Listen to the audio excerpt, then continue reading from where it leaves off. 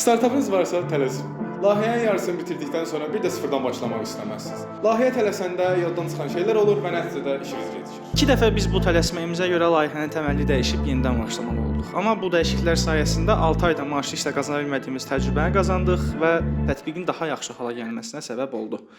Bunların hamısı gərəkli dəyişikliklər idi və komandamız bunu anlayışla qarşıladı.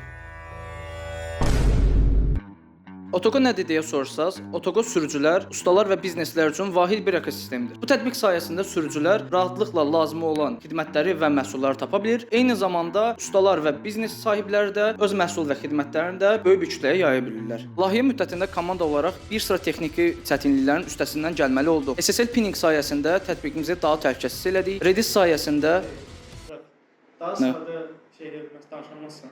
mən başqa nə danışım bura? Yəni daha az terminlərdən. Bir də Burası mən kod yazıram. gedək də. Yox,